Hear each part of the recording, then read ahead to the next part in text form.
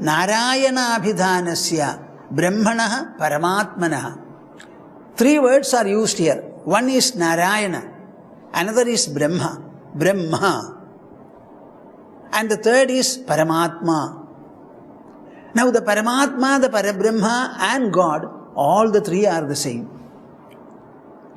Vadanti tat tattvavidaha tattvam yajnanamadvayam brahmedi paramatmedi bhagavaniti shabdyate. This is how Sreemad Bhagavata as a text began. Sudha was asked by the assembly, you have read quite a lot of scriptures, idihasas and Puranas. Let us know the essence of all this. In answer to that question, he said that the knowers of truth, knowledgeable people say that the supreme essence in all the Vedas, epics and the Puranas is actually Advaya Jnana. This Advaya Jnana is itself described as, spoken of as Brahmedi Paramatmedi Bhagavan Idi Shabdyade.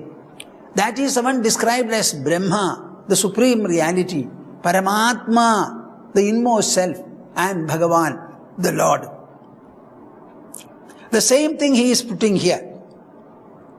Narayanabhidhanasya, that about which people say Lord, Lord Hari, Lord Narayana, that Paramakalyananidhi Hari, Brahmanaha, about which they say Brahman, the supreme reality, and also Paramatma. What is that Nishtha? Now, Prabuddha Yogi described to me the devotional Nishtha. Now, I would like to know what is this Jnana Nishtha, Paramatma Nishtha, Parabrahma Nishtha.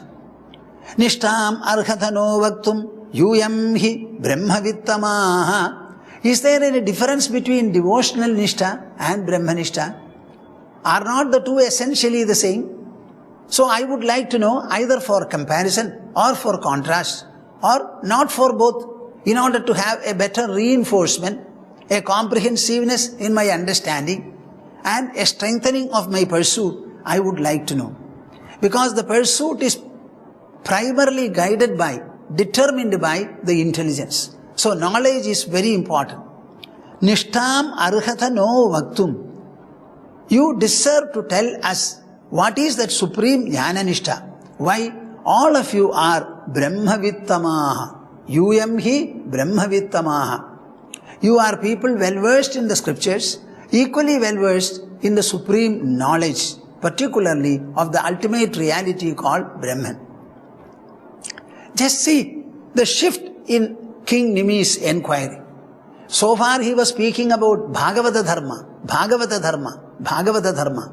Now suddenly he makes a shift to make an enquiry about Brahmanishta, Atmanishta.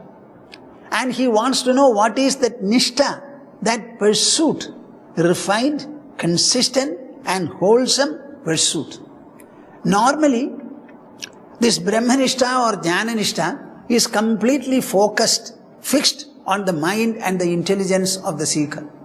There is no external factor at all. Even the so-called God does not become an object or subject of imagination. He is focused on his own mind, his own intelligence. What he wants to know or realize is within him. It is the one that is indicated by the term I by everyone. So he wants to know what is that, what is that, what is that. So it's a fundamental shift. From the devotional enunciation, Nimi Hari wants to be told what? Wants to be led to a philosophical dissertation. From devotional enunciation to philosophical dissertation. Brahman alone is actually called Lord Narayana and Paramatma. So in asking for a description of the Jnananishta, Nimi Chakravarti has not deflected from his stand. He is really same, no difference at all. Because Lord Narayana is only a personal name for the impersonal supreme reality called Brahman, or the experiential self that we are all referring to as I. Nishtha is of many kinds. Nimi particularly wants to know, in the next installment, what is this Brahma Atma Nishtha. He wants to know the Brahmatma Nishtha now. The king recognizes that the yogis are very good knowers of Brahman. Whatever may be their external look and external way of life, they are well versed in the supreme spiritual wisdom and knowledge. And Brahman and Paramatman, they really are the ultimate focus for them. He clearly knows it. Narayanabhidhanasya brahmanah paramatmanah nishtam arhathano vaktum yuyam hi brahmavittama. My dear viewers, have you understood that shift in his enquiry? At the same time, it is not a shift, it is only a confirmation, a reinforcement to what devotional nishtha is. Now the yogi who began to answer him is Pipalayana, the fifth in the series. Altogether there are 9, and the fifth Pipalayana is speaking. Now here you will find it is a beautiful analysis of the human personality as a whole and the whole experiential life that we have. All of you are living as a human being, but have you ever gone into what or who in the human personality is experiencing the world? And in the context of an analysis, a true analysis of the experience, what is the veracity or authenticity the world has? We are the experiencer, there is no doubt about it. I am experiencing the world. I am living in this world. I am living on this earth. I am trampling, standing on this earth. Now I am the person who does. So I am the one who originates the process called living. I am living. I am living in the world. In which world? The world that surrounds me, the world I see, I comprehend, I experience. I understand it very well. So, you must analyze the whole of your life as an experiencer of the entire world, as a perceiver of all the objects, the entire objectude.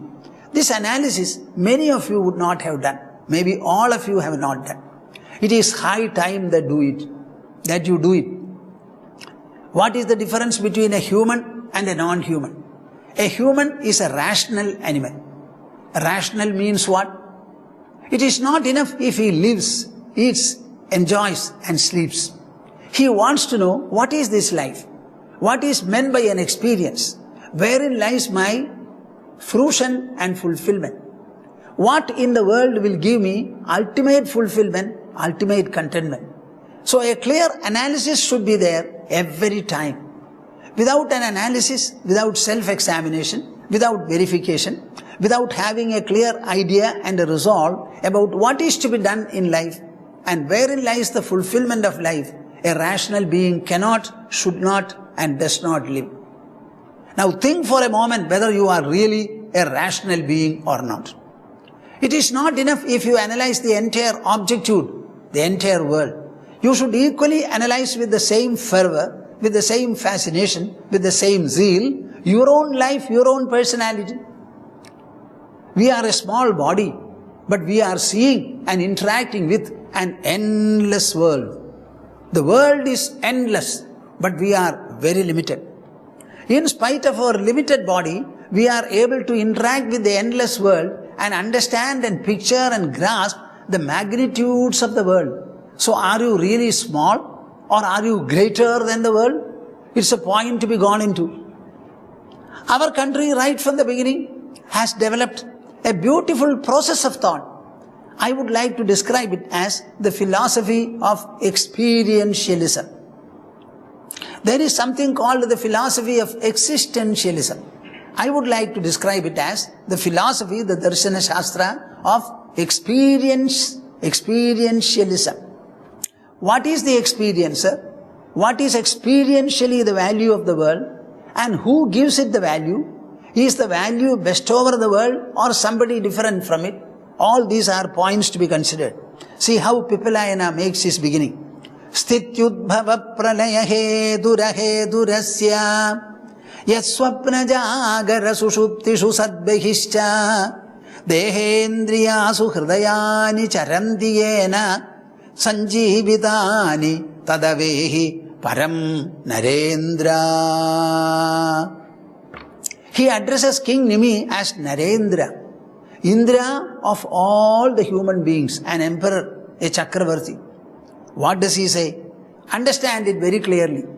You wanted me to explain what is this Brahmanishta. My dear viewers, all of you should be prepared to listen to an account of your own personality. This Swamiji is not speaking about any second factor. He is only speaking about you, the individual, your life in this world, your experience in this world, the magnitude and the potential you carry within your body in the invisible internal hemisphere. Be very clear.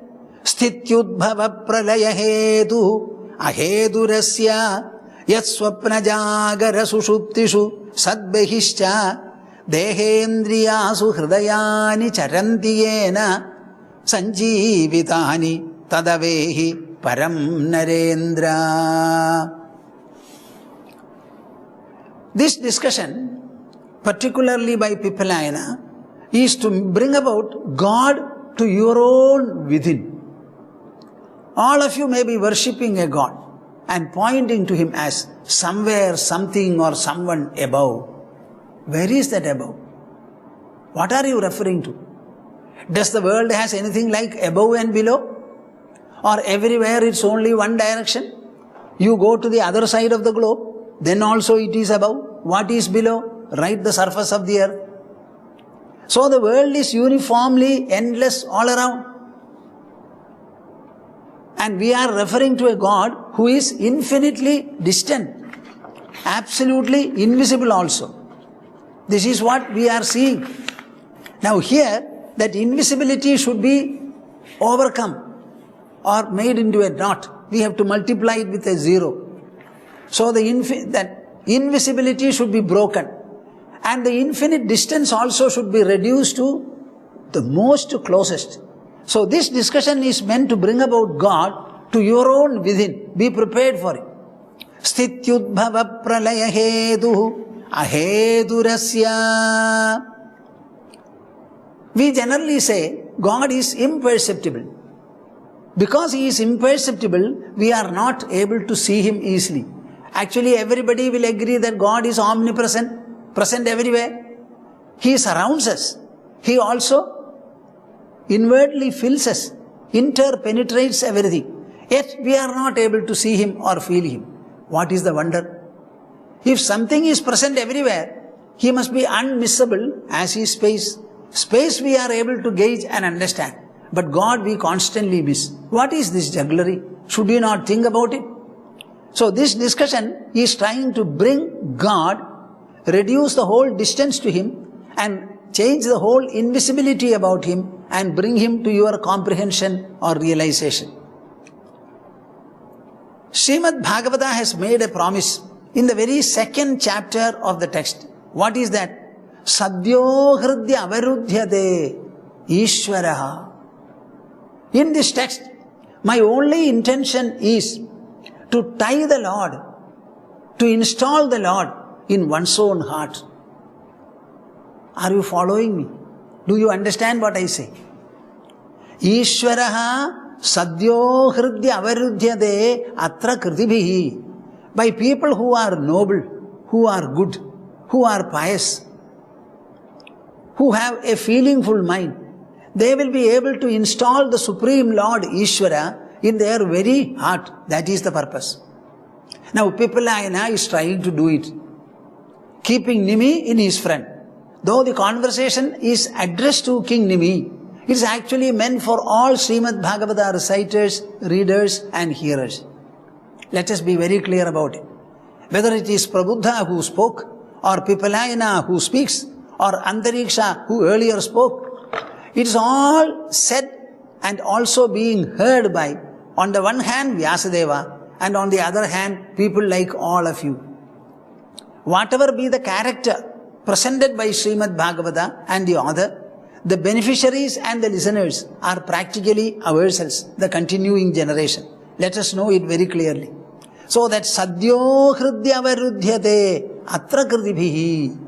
By noble people, the Supreme Lord will always be installed in their own hearts. There is no doubt about it. How Bhagavata does it? First of all, it tells you, be not overawed by the endless world. The endless world is an expression before you. When you see endless magnitude all around, you should be wonderstruck. It should be more a revelation, not a threat, not a danger, not a delusion. How does the endless universe remain here? No object cause can be there for the endless universe. Naturally, there must be a subjectivity on which it prevails or reigns. What a wonder is this! The whole universe. Who can possibly create, cause, or initiate, or originate, give rise to this kind of an endless magnitude? Our body is very limited, finite. But the organs in the body have got infinite capacity. Just like the eyes are very clearly showing to us. Our earth is limited, though it appears to be big. Then moon is limited, sun is limited. Everywhere, everything is finite here. But the universe taken as a whole has got an infinitude associated with it. Once something becomes infinite, we cannot think of easily a cause for it. That is how religiously we think about a God. Though it's a religious thought, don't think it's all religion at all. When you start inquiring into the thought, into the concept of God, religion keeps away and rational philosophy comes and takes over. Mind you, you are a rational human, a rational being. In you the intelligence has to be very active, and that should have the leading and the guiding and the determining, resolving role. There is no doubt about it. So do not be awed by, frightened by the world. You may be wonderstruck. It's okay, it's a great wonder. And the creator of the wonder, where is he? Is it a he? Is it a she? Or is it an it? And is it somewhere outside or is it inside? These are very pertinent questions. Now the world appears to be endless. Before whom? Before our senses. Our senses alone color the world. It is the eyes that give colors and shapes to the objects of the world. If we did not have eyes, the world would never have a color or a shape.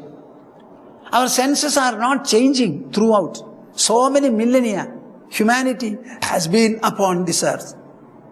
But no sixth organ, sensory organ, has been added to the body or to the human personality. So the eyes were the same ancient eyes, the ears also are the same. And when we look at any object through the eyes, in the presence of light, it appears to be colorful. And the colors are altogether 7, you can say. This is all what the eyes see, determine and decide upon. So if the world appears to be endless, this endlessness is not intrinsic in the world. The world is perceived by the eyes, by the senses. And the senses say, here is an endless magnitude called the world. Can you deny what I say? Think about it. If there is no seer, there cannot be a seen or a visible. So our senses are showing the world, and the senses are determining the color and shape and other details of the world. Every sensory organ is supreme in its particular direction or role. Svavishaya shurani hi pramanani shrotradivad. Each sensory organ, namely the eyes for seeing, ears for hearing, nose for smelling, tongue for tasting, for touching. Every sensory organ is supreme in its horizon, in its domain. The color cannot be determined or questioned by any other organ. Eyes alone are supreme. A sound can be determined only by the ears. Similarly, the smell, it is the prerogative of our nose. In the matter of determining the taste, our tongue is supreme. And in the matter of touching and finding out the refinement, the softness, coarseness of things, our skin has a supreme role. Understand it very clearly. Now, the senses perceive the world and they make the world endless. Now a question arises. Our body is a trunk which is hosting 5 senses. Action organs, another 5 are there. So we have 5 jnanendriyas, knowledge organ senses, and 5 karmendriyas, action-oriented or action organs, senses. Now these senses are active not throughout the day. How many times shall I repeat this statement? Are you seeing the world and experiencing the world throughout the 24 hours of the day? No, no, no. Why, Swamiji? Because you don't wake up throughout the day. You wake up after your sleep. And sleep is invariably for 6 to 8 hours for an individual. So out of the 24 hours of the day, 6 or 8 hours you are sleeping. And only a sleeping man can wake up and be wakeful. So wakefulness or waking presupposes a period of sleep. And that sleep is the forerunner of waking. Can you deny my statement? Or should you take it with a note of enlightenment? So we are experiencing the world not throughout our life in full. Almost more than 1/3 of the time, we are not seeing the world, experiencing the world at all. When we don't experience the world, we are not cognizing its infinite nature also, endlessness also. The whole big world becomes non-existent for us. It is completely wiped off when you go to sleep. When you wake up, as a result and outcome of the wakefulness, the world springs up. The world suddenly comes to be comprehended. Is the world seeing us or we are seeing the world? A very crucial question. Is the world seeing you when you wake up? Or you having woken up, you see the world? So you are seeing the world. You are seeing the world. You are the seer and the world is seen. The seen thing is inert and you, the seer, are vibrant, alive, and you are the sentient. In the same way as you wake up, and as long as you wake up, you perceive the world, interact with the world.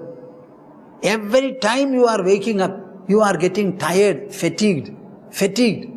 And at the end of the day, you want to have a very good, refreshing sleep. And when you go to sleep, the entire world is wiped off completely. So, will you agree with me when I say, the world, the endless world, which you see outside, extensively on all sides, it is an effect produced by your wakefulness. It is an outcome born when you are awakened, when you become wakeful. It is an effect, and the cause is your senses, your wakefulness.